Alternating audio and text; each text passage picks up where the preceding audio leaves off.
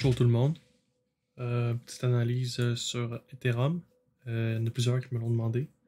Donc, sans plus attendre, on va commencer ça. Je tiens juste à préciser avant de commencer que Ethereum, je le suis moins que le Bitcoin.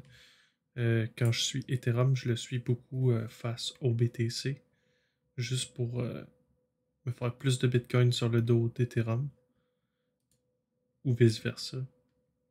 Donc, c'est pas exactement le genre de play que je fais normalement, mais je vais quand même faire une analyse du mieux que je peux.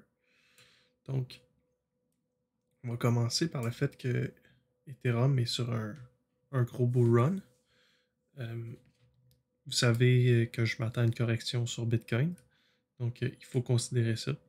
L'autre chose qu'il il faut considérer que Ethereum, c'est comme le Bitcoin, mais plus volatile. Disons que, on va dire, exemple comme ça, le Bitcoin prend 10%, ben Ethereum va en prendre 20, 25, 30. Vous voyez un petit peu là. Donc, quand il corrige, c'est la même chose. Quand Bitcoin va corriger, Ethereum corrige plus.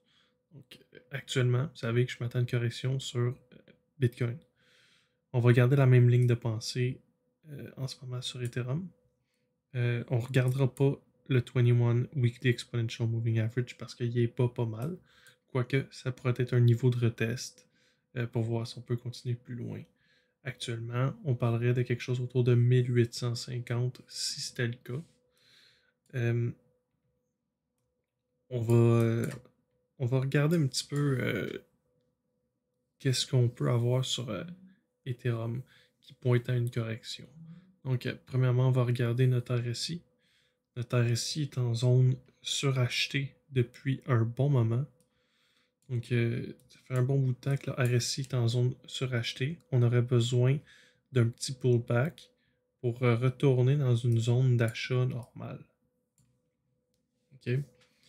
Euh, Là où je vois une zone d'achat normale, c'est ici, on pourrait peut-être avoir un pullback, OK, vers le mean. Le mean, c'est la ligne rouge qui est là. OK? J'aimerais savoir un pullback au mean. Pour ce qui est du dollar US. On va peut-être aller tester ici la zone overextend. 3584, quelque chose comme ça. Ces eaux-là ici. Puis, pour aller chercher ce nombre-là, le nombre exact, on va prendre notre dernière correction sur Fibonacci.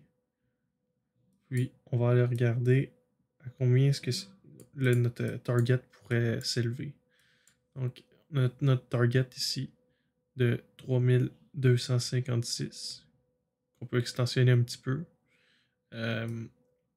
Possiblement, si on continue de ranger dans le haut, notre prochain target va être à 4008 USD.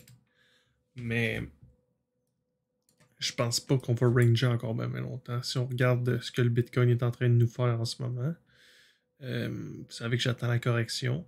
Quand la correction va arriver, elle va entraîner toutes les altcoins, puis Ethereum avec elle. Donc, si ça ici, on cherche une résistance, excusez-moi, un support, le support devrait être quelque part ici. Puis si ça va mal, on va peut-être aller un petit peu en dessous du 0.618. Donc on va aller jouer dans cette région-là, probablement, là, sur Ethereum. Comme je vous dis, le mean, il est ici. OK? On a les moyennes mobiles en weekly. Moyenne mobile, ça c'est la 21. On va les mettre en daily. Moyenne mobile en daily. Elle s'enligne aussi pour être sur le mean, le rouge qui est là. Donc, il va vraiment falloir chercher à prendre position sur le pullback qu'il va avoir.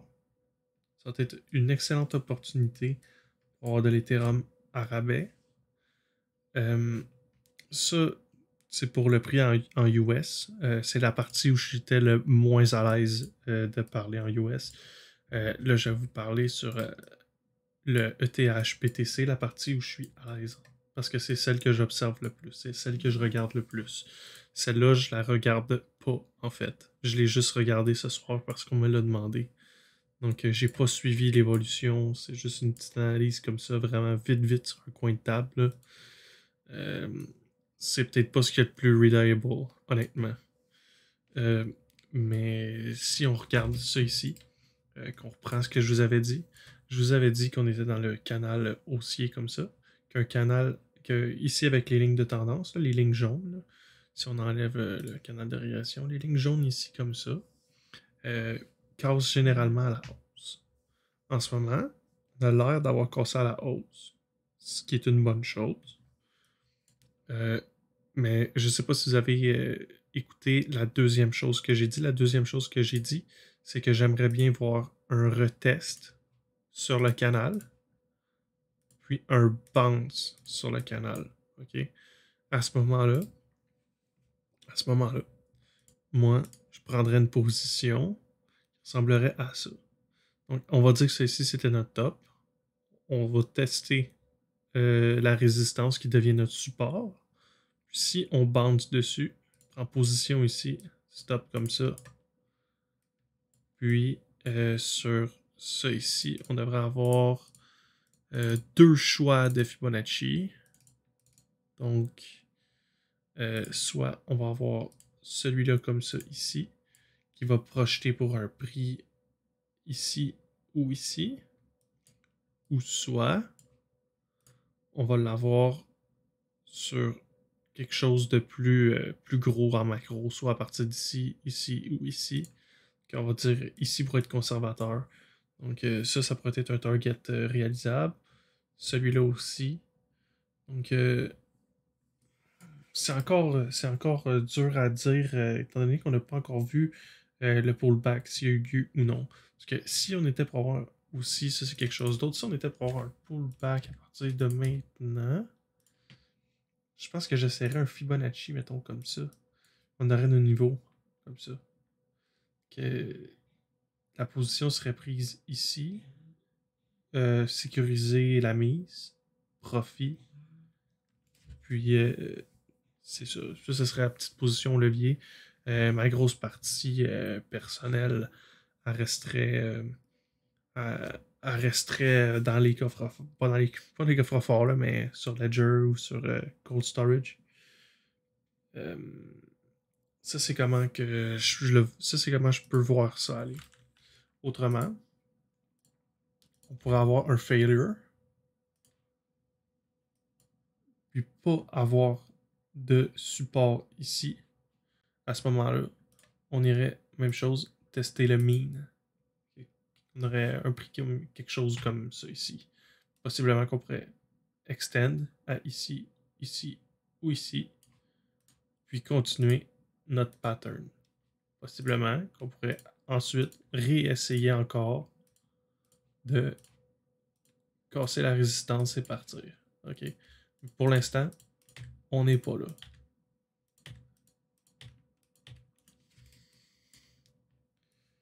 Donc, on va voir qu'est-ce que ça donne.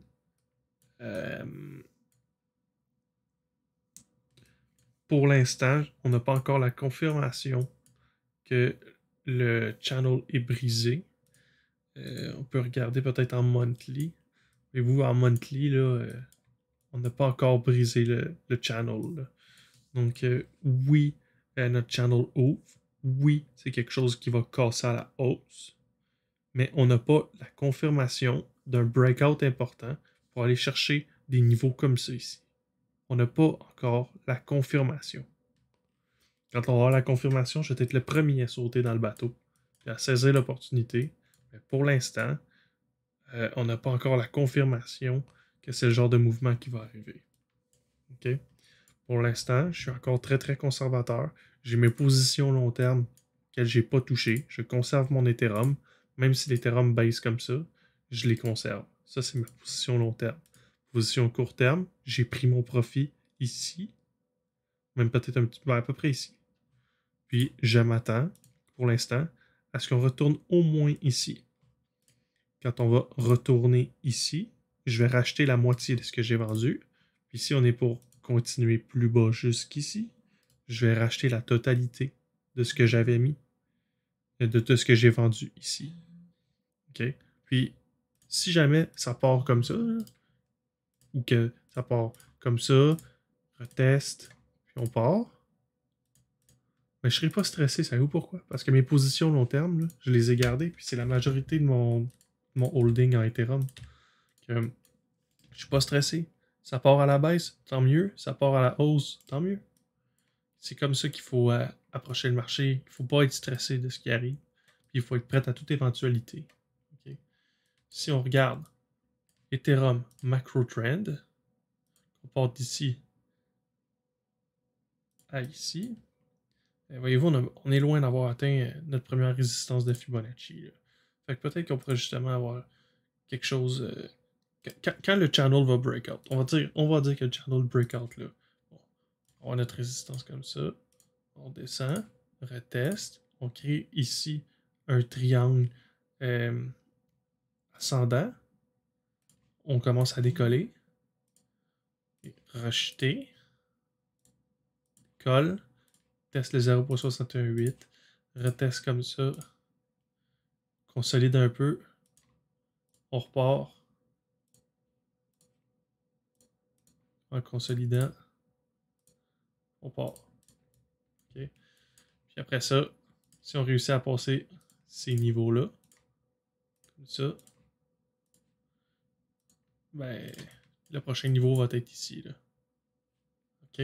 Si ça l'arrive, ça se peut que ça l'arrive pas pantoute. Ça se peut que ça l'arrive pas pantoute. Ça se peut qu'on soit complètement rejeté ici, qu'on retourne deep down, qu'on retourne créer un channel, qu'on crée une nouvelle figure, quelque chose d'autre. Totalement possible. OK? Donc, ça, c'était la partie où j'étais plus à l'aise de vous parler d'Ethereum. Ethereum, pour moi, c'est vraiment juste une monnaie pour me faire plus de Bitcoin. Il y a beaucoup de potentiel avec les smart contracts. Je vois beaucoup d'avenir et d'éventualités possibles dans l'avenir avec les smart contracts. Je pense même que Ethereum un jour pourrait surpasser Bitcoin. Mais pour l'instant, je suis encore conservateur malgré la hausse.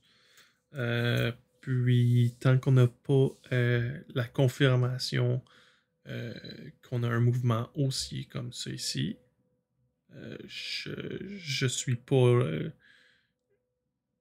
Pas que je suis pas là, mais je suis pas convaincu que ça vaut la peine d'être all-in dans Ethereum, même si je suis vraiment pas. Je serais vraiment pas surpris d'avoir un Ethereum à 20 000 $ cette année. Pourquoi? Euh, Parce que Ethereum, historiquement, je vais le mettre en logarithmique pour mieux voir. On va enlever le canal de régression.